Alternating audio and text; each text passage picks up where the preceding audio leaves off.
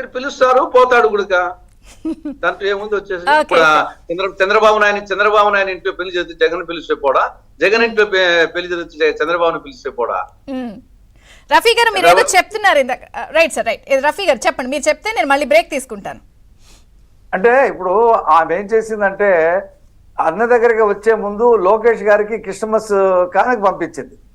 అంటే ఒక సంకేతం ఇచ్చింది, నేను నీ వ్యతిరేక శిబిరంలో నేను ఒక కీలక పాత్ర పోషించబోతున్నానని చెప్పకనే చెప్పింది అనమాట. అయితే జగన్మోహన్ రెడ్డి దగ్గర కూడా ఇంకొక ఆప్షన్ ఉంది. రేపు మార్చిలో 3 రాజ్యసభ సీట్లు వస్తున్నాయి.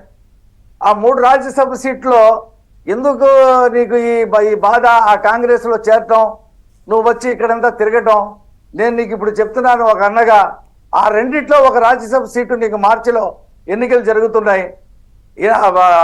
అప్పుడు నేను నిర్ణయించిన వాళ్ళే రాజ్యసభ మెంబర్లు అవుతారు. నువ్వు ఒకటి తీసుకో, నేను చెప్తున్నాను కదా, నాన్న మీద ఒట్టేసి చెప్తున్నాను, లేదా యేసు ప్రభు మీద ఒట్టేసి చెప్తున్నాను, నువ్వు రేపు ఢిల్లీ వెళ్ళకు. మీరు ఇంకా ఇది జరిగిద్దని ఆశపడుతున్నారా? ఆల్రెడీ నేను రేపు కాంగ్రెస్ లోకి వెళ్తున్నాను రా బాబు అని ఆవిడ నిన్న కూడా సాయంత్రం చెప్తే ఇది కూడా ఇంకా ఆప్షన్ అనుకుంటున్నారా మీరు? నేను చెప్పే విషయం మీరు అర్థం చేసుకోవాలా. ఆయన ఇప్పుడు కూడా ఆ విషయం మభ్య పెట్టి చెప్తాడు. Okay okay.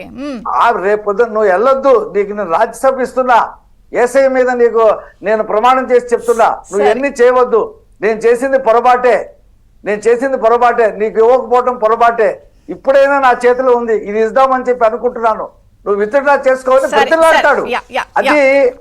అది ఆమెకి ఇవాళ జరిగేటువంటి భేటీలో ఒక విషమ పరీక్ష.